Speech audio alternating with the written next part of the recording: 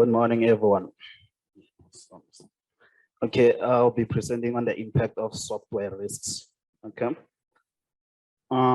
First, I'll have to define what the risk is. The risk is the probability of an event, a hazard, accident, or a threat occurring with an undesirable result. So, with the software risks, you have the risk to actually.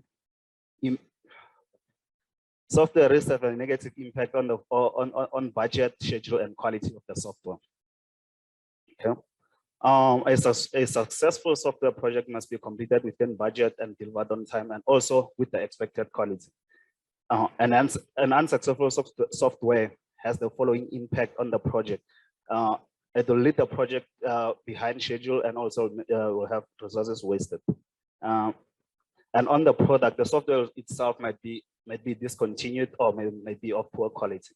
The organization might suffer as well because the name of the company will be bad because it can't deliver on time or deliver a quality software. Okay, to avoid software risk, you have to do your risk management.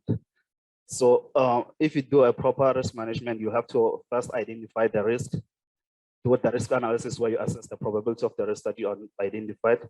Do the risk planning. You have to know how you're going to deal with the risk in case it arises. Okay. And also you have to do risk monitoring, as risk can also appear, even though you've done the risk before, but as requirements of the project change, you'll need to do do risk assessment again as well. Okay. This is just a flow chart of how you do your risk management. First, you do risk identification, where you list all your potential risk.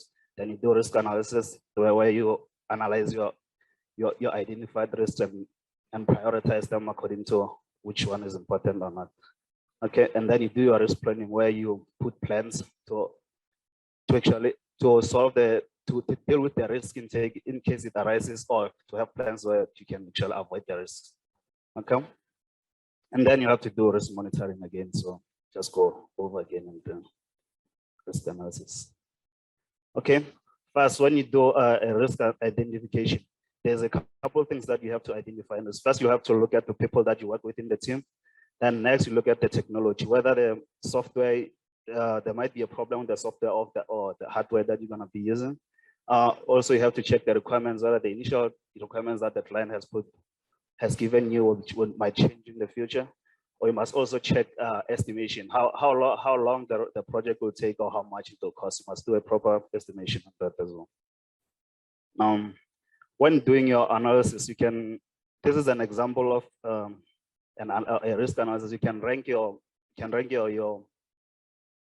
risks based on their probability. Here I've done 4 rankings, so it's very low, low, high, and very high, based on the probability of occurrence.